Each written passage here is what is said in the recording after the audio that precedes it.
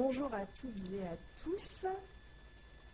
Gaillard 2, chargé d'expo et des collections du musée des Phares et Valises d'Ouessant. Donc l'île d'Ouessant qui se situe au large du Finistère, Bretagne, France. Donc le musée des Phares, comme vous le voyez, c'est un musée de France. Donc depuis tout à l'heure, on parle de l'appellation musée de France et vous avez le logo à droite. Donc il est musée de France depuis 2003. Et je suis ici en partie grâce aux phares aéronautiques.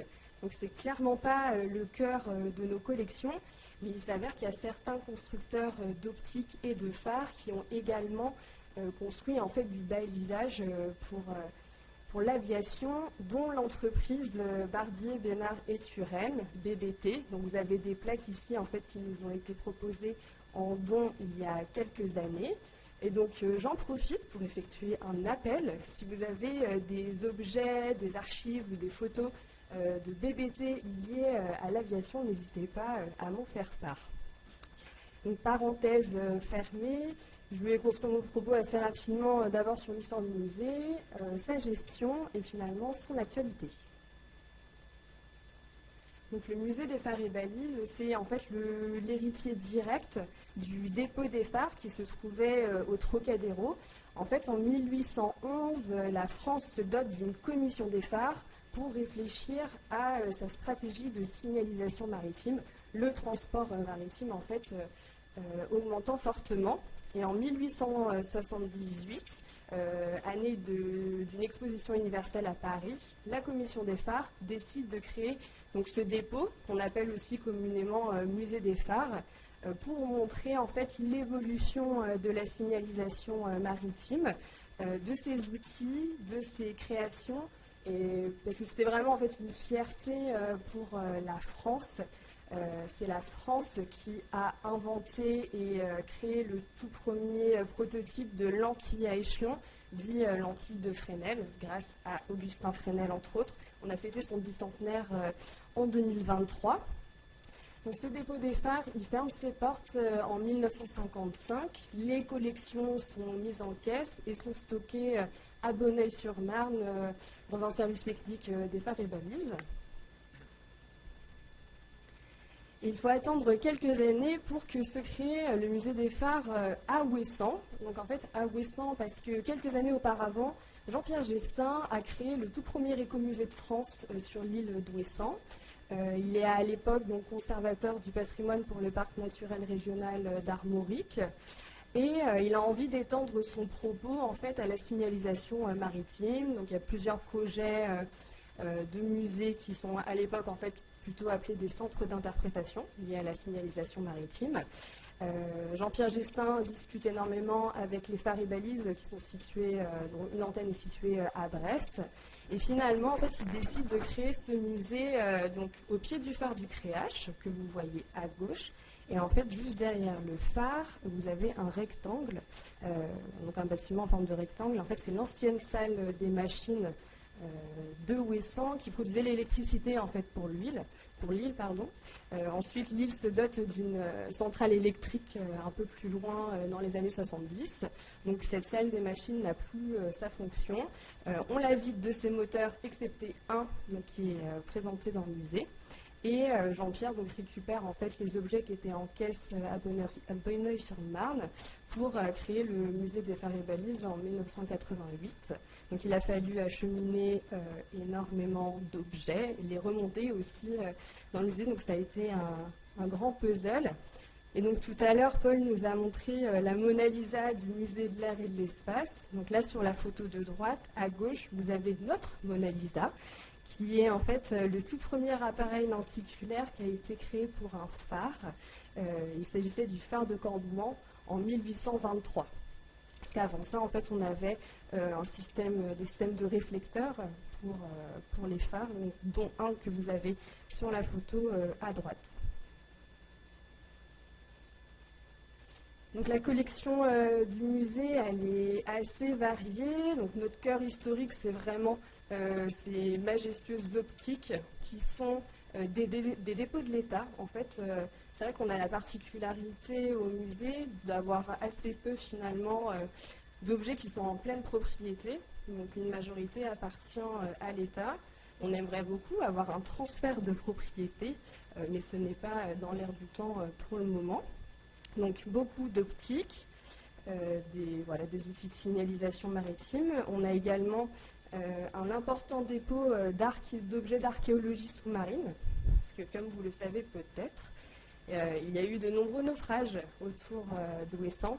Donc ces objets, en fait, ils appartiennent au Drasme et ils sont déposés au musée.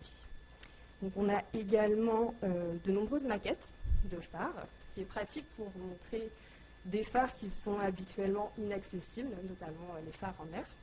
Et on a aussi beaucoup de plans, d'archives et de photographies. Et vous voyez en fait les deux photos que vous avez à droite, ce sont des photos qui proviennent du fonds BBT. Donc la gestion du musée. Pour faire simple, je vous ai mis que 4 logos qui permettent de synthétiser cette gestion. Donc, je vous ai parlé du Parc naturel régional d'Armorique, le PNRA, qui en fait a eu la gestion du musée dès ses débuts en 1988. Mais en parallèle, en fait, le département du Finistère était intégré à la gestion du musée car c'est lui qui a mené en fait les travaux d'aménagement du musée car le parc ne pouvait pas porter en fait financièrement ce gros projet. Donc, le département qui a intégré au projet du musée dès ses débuts. Il s'avère qu'en plus, historiquement, le ou la présidente du parc est souvent le président du département ou un élu du département. Ce que je ne vous ai pas dit, vu que je vais vous présenter après, c'est que le musée a fermé ses portes, on a un gros projet de rénovation, et donc c'est toujours le département du Finistère qui porte ce projet de rénovation. Et cette année, le département a décidé en fait de basculer les musées dont il avait la gestion dans un EPCC. Donc un EPCC, établissement public de coopération culturelle, qui s'appelait à l'époque Chemin du patrimoine en Finistère. Et en fait, cet EPCC, il existait déjà. Il gérait 5 domaines au sein du département du Finistère, des châteaux, abbayes. Et donc, depuis juin, son nom a changé pour le nom donc domaines et musées départementaux avec le logo du département. Donc, le musée a fermé ses portes en novembre 2023 pour d'importants travaux d'agrandissement et de modernisation. C'est vrai qu'on avait un parcours qui datait de 88. Il y avait eu en fait des ajouts qui avaient été faits dans les années 90, dans les années 2000. Mais il s'avère que les propos en fait étaient très denses, parfois n'avaient pas forcément de sens, donc une refonte complète. Et la grande particularité, c'est qu'on effectue également en fait des travaux dans le phare du Créache pour que celui-ci soit accessible au public. Et en fait, ce sera la première fois qu'il sera ouvert au public. À l'époque où il y avait des gardiens, les gardiens pouvaient effectuer des visites s'ils le souhaitaient, mais là, donc, ça sera la première fois qu'il sera vraiment accessible. Et donc, travaux d'accessibilité, comme vous pouvez vous en douter, on ne va pas mettre d'ascenseur dans ce phare, car il est classé monument historique. On ne peut pas faire ce qu'on veut, mais à minima, en fait, ça va être, au-delà de sa rénovation, peinture, menuiserie, en fait, on rehausse la rambarde de l'escalier pour qu'elle réponde aux normes. Et on effectue quelques aménagements muséographiques aussi, mais vraiment à la marge. Et pour les personnes qui ne pourront pas accéder au phare, on imagine un dispositif de compensation qui sera sous format vidéo. Donc on l'agrandit aussi. Vous voyez sur la partie gauche, ce sont en fait les anciens logements des gardiens de phare, donc qui n'étaient plus utilisés, donc on les récupère pour y placer en fait le futur espace accueil boutique et vestiaire, car auparavant on avait vraiment un tout petit accueil qui n'était pas confortable ni pour les visiteurs ni pour nos collègues qui y travaillaient. Et donc une refonte complète du parcours. Pour aller très vite, on va avoir une première séquence introductive autour des naufrages, notamment autour d'Ouessant, qui permettent de vraiment situer le musée des phares sur son île. Ensuite, on va avoir une séquence sur 2000 ans de signalisation maritime et d'évolution à travers une très grande frise chronologique des maquettes. Le sort de carré vert clair que vous voyez, c'est un peu le chef-d'œuvre du musée, c'est-à-dire le ballet des optiques, avec en fait une concentration de nombreuses optiques sur cette estrade, qui permet de rappeler en fait les présentations d'optiques qui étaient effectuées durant les expositions universelles.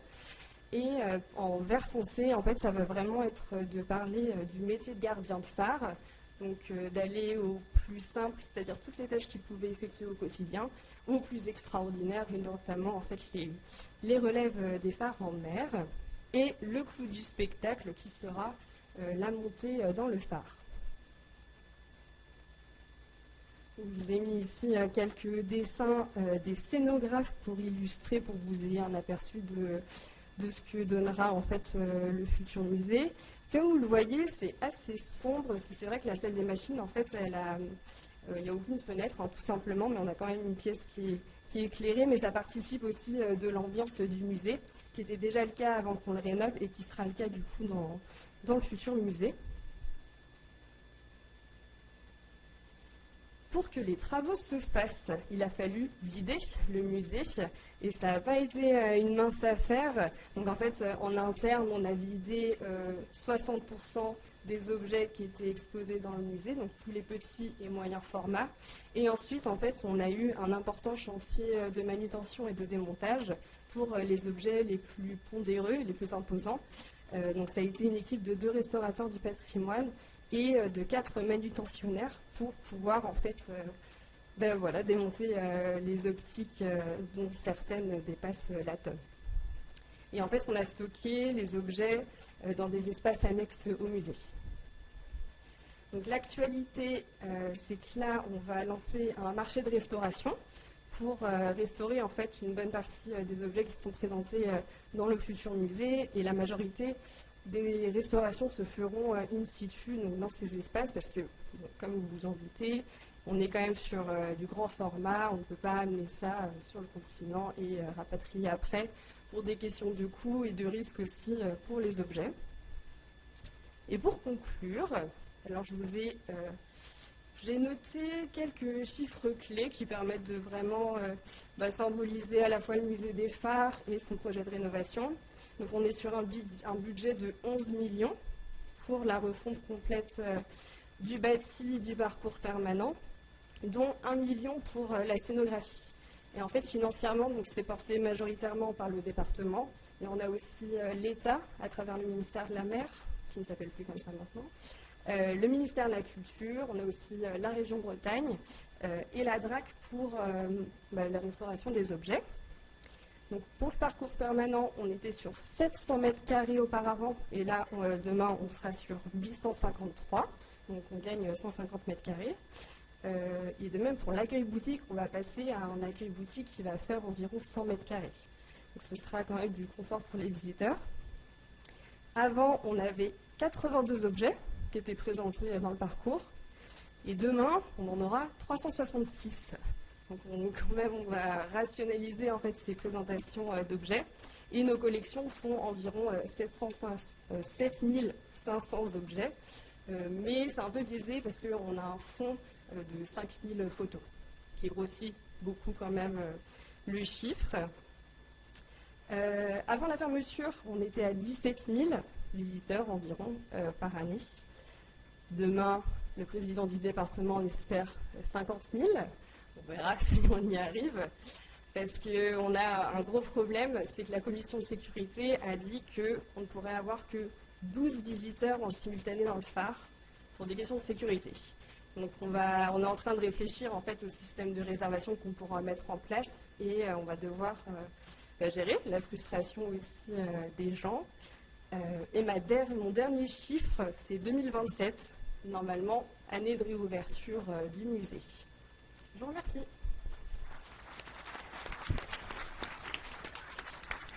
Merci beaucoup Gaëlle. Alors le temps que Philippe s'installe, tu as dit en début de ta présentation que c'était les phares aéronautiques qui t'avaient amené ici. Oui, et je découvre qu'en fait on a été voisins, puisque à Bonneuil il y a les services techniques de l'aviation civile, voilà. Et donc on a eu une histoire commune visiblement. Donc ça va être quelque chose qu'il va falloir explorer.